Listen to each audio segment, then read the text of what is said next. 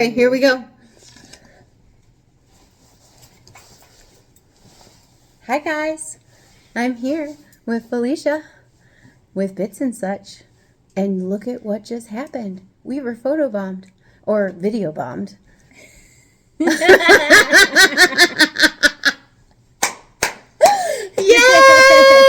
Here we are. Bye guys. Now we'll get serious. Hey guys, I'm Megan. And I'm Stephanie, and we are Barn Besties with Farm Fresh advice for you. So we are here to impart the knowledge that we have learned over the years of building and running barns, so that you guys don't have to have the problems and the misery and the mistakes that we made.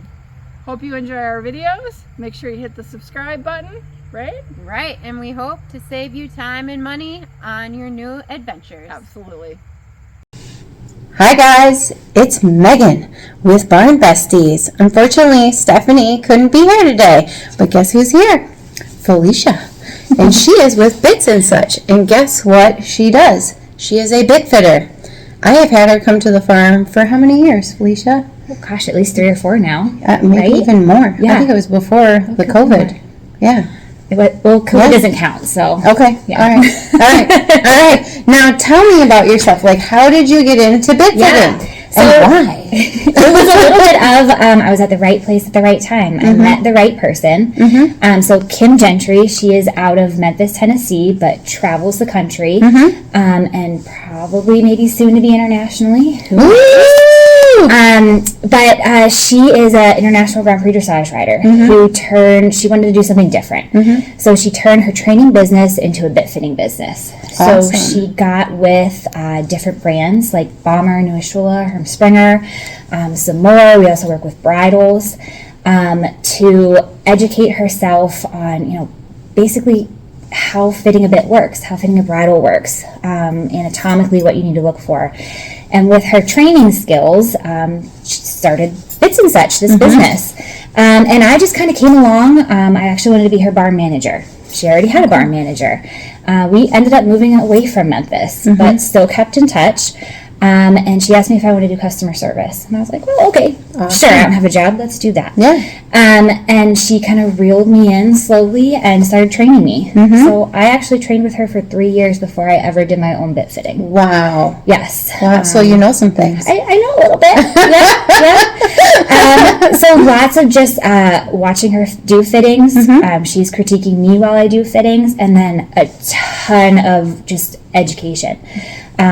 So riding education from the ground education. I was really lucky I got to go down to Wellington with her and just watch the best of the best. So watching her fit, people that are part of the USA team, Canadian team, amazing opportunities. Amazing. So yeah. How cool. Yeah. So now give us a little idea on how this process should work. So let's say I call you, I text you, and I say I'm having issues fitting my horse. He's chomping a lot. And so there are 2 ways. So it's I can just call you up and I can have a private consultation. Correct.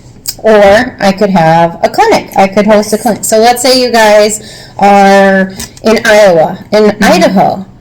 She can come for a clinic. Yeah. So how cool is that? Yeah. But then the hard part, because I had actually wanted Kim to come, that's how we met, is I had contacted Kim and I had wanted a clinic and I couldn't fill the clinic. Yes. And then I heard you were moving here. Yes. And I was like, I need you. Lucky enough. I need you. And I want to tell a little story before we go ahead with the process, is that I've been training for 30 years and I've been fitting horses for 30 years. Bit fitting is a bit fitter is a new concept. Yes, it is new. And I love it because for me, I was like, oh, I know what I do this bit, and I have my own system. Yeah. But I had a horse in the barn. I could not fit. I was just struggling, and I was like, I need you. Come on out. And so that's what happened. And so tell us, how should a person be, well, first of all, how do you want to be contacted? Yeah. So okay, I guess first of all, how you find me. Felicia Sackett, so any of my social media, but Bits and Such, we have our website, we have our Facebook, so we try to check those as much as we can. On the website, we have our email, phone number. So any of those means, it can be call, text, email. If it's an email, give us a day or two. Yeah. So yeah, any of those contact ways. And then once you contact us, I really want to point out that we don't come to you as a trainer. We don't come to you as your dentist. We don't come to you as your vet. We're just part of your team. So there's no competition or anything like that. We're just here to help you. So, trainers don't have to feel threatened by that coming in. We just want to be part of the team. And then, contact us. And then whether it's a clinic or just a single session, we really run it as like you're getting a lesson. So be ready. I can't be, as you're pulling in the driveway, I can't be grabbing my horse that has a foot of mud on it. Don't be pulling your horse out of the field as I Should come I in the give it driveway. treats before? No. Please don't feed treats. Please don't feed a ton of treats. Yeah. I like the mouth relatively clean. No sugar? No sugar. Oh my gosh. Because then my fingers will be very sticky the whole time. And clean your tack. Please clean your tack. Oh, yeah, that's a very big point. Yeah. Or have a hoof pick ready for me. Yeah, because it's a long process. So It's the long. saddle should be on. Saddle should be on. You are basically getting on it and warming up before I even touch your horse. I want to watch you warm up. Okay. And that's the baseline for me. So baseline for how your horse is that day. And then, we're talking a little bit as we go about that warm-up process. How is your horse normally? What would you like to change? What's going on? Why am I here? And so then I watch you warm up. Yeah. That's also your baseline for how your horse is that day. And then we start the process. So you get off, because I'm taking the bits out of your horse's mouth. You can have a halter there if your horse is a little flighty. Normally they understand what's going on by like the first change, and they stay with you. And so I'm going to leave the bridle on. I'm going to take the bits out of the mouth. I'm going to look in the horse's mouth. So I'm feeling for bone spurs. Just their general anatomy. Is their tongue really big? And hold on, I'm going to interrupt. Would you like to know if the horse bites? Or has a problem with Goodness, yes. anything? A problem with anything. I know some horses are very shy. They're like, excuse me. Yeah. I need to be pet first. Yes. So I think that's a really valid point. Make sure that you guys are telling her as a professional what your horse likes. Even if they're a kicker, let her know. I need to know that. How should she approach your horse? Yeah. And then if your horse is like too much love, let her know that too. So go on. No, thank you. That's a really good point, actually. I did get bit. It's the only time I've ever gotten bit. Very surprising. Usually I'm okay with breeding horses. I've been around them enough. And the woman was like, "Oh no, he usually bites." So please tell your professional. Tell your professional. You should wear a helmet. No. You actually should wear a helmet. I will not fit your horse if you're not wearing a helmet. That's a valid point too. Oh, and do you prefer they come in riding boots? However you ride your horse normally. Be ready to go.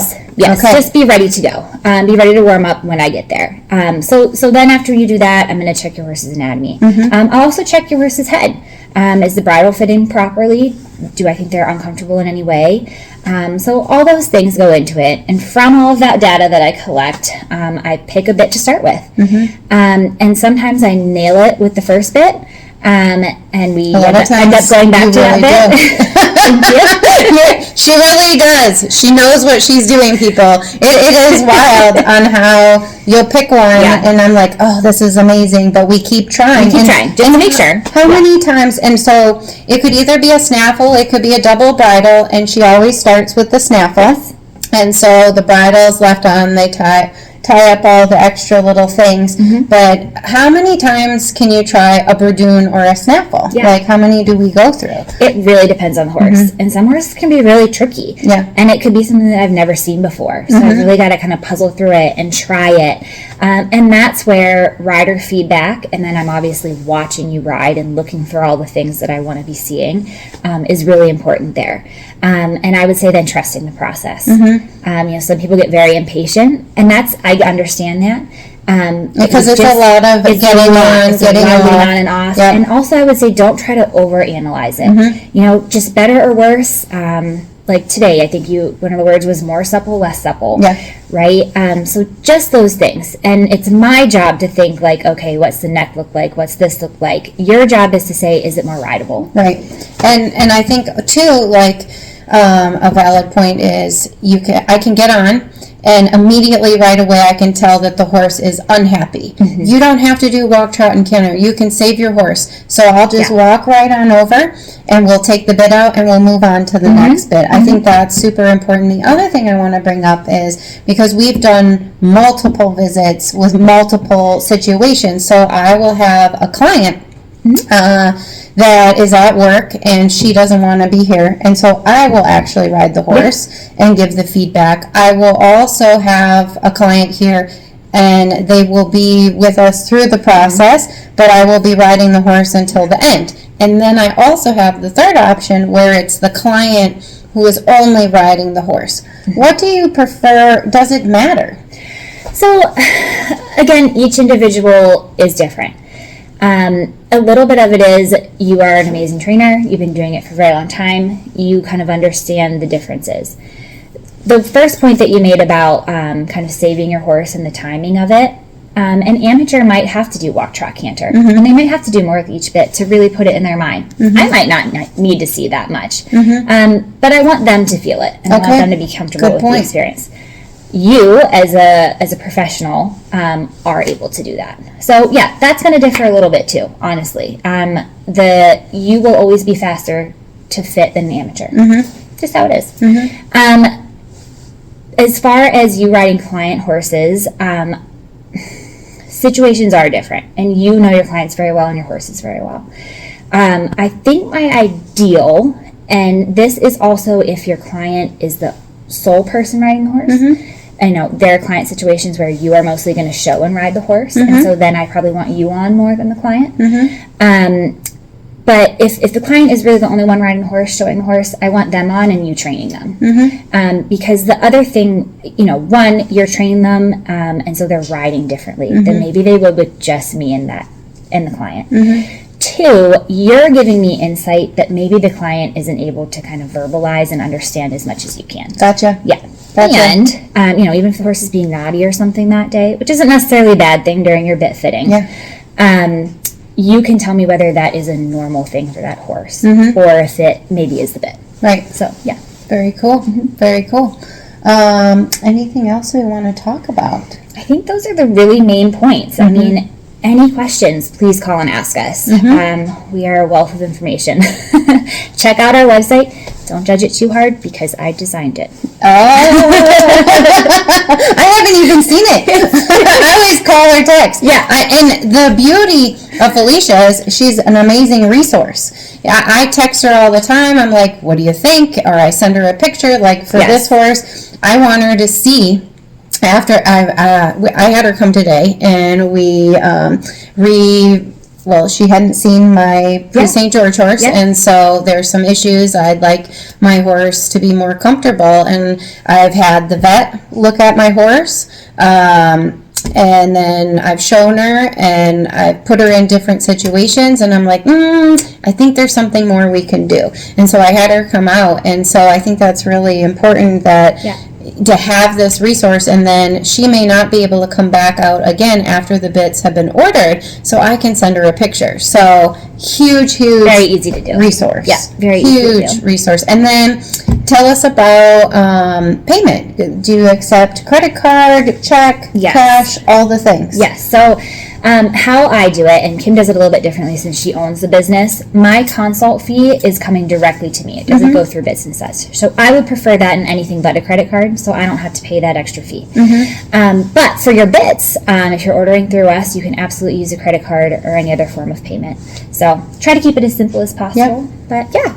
So then once you choose your bit or bridle, we can order everything for you. So there's no confusion as to what you're buying and the sizes, and because it does get a little bit complicated. And you measure them. That's the beauty of it. And then how long does it typically take? Now I've ordered it. What on average? I mean, I'm not going to hold you to it. So each bit is different. so Hermspringer and Ushua, they have warehouses in the U.S., so it's very easy to get. Bomber bits that we work with, they're from South Africa, so unfortunately all their bits have to come over the ocean. So that takes a little while longer, 2 to 3 weeks, maybe 4 to 6 if you have something that's getting custom made. Okay. And then what is another question I had for you? Oh, are you open to working with all disciplines? Because I know predominantly you work with dressage and eventers, but will you work with Western riders? Yes. So we don't have the Western shanks. But if they're riding in a snaffle, it's really the same thing. You're just checking anatomically to make sure they're comfortable. Yeah. So guys, she's open to all disciplines, so give her a call. How cool is that? It's pretty cool and fun. I get to meet a lot of interesting people. Yeah. And, what's your radius? So you are in Wisconsin, but how far will you travel? Yes, so I, really all of Wisconsin. I'm in Milwaukee.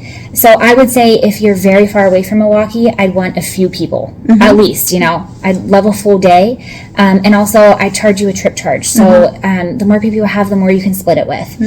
And then I'll do Illinois. I'm in Northern Illinois quite a bit. Minnesota, really, it's up to you. I can travel. I can get on a plane. That's right. Kind of sky's the limit. There are planes. Yeah. So guys, remember, she can come for a clinic. And also, how long do you think the average process takes? Like, how long should I allot? So a snaffle is an hour. A double is usually an hour and a half. Yeah. And really getting above that, the horse gets pretty cranky with this. So Yep, they're done. All right. Cool.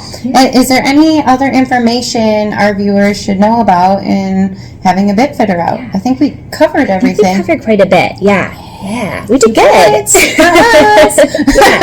But thank you for having me on. And look forward to watching more Barn Besties. Yay! So thank you so much. You guys, hit the like button, share, subscribe, and give her a call. Thank you. Yeah. Bye, guys.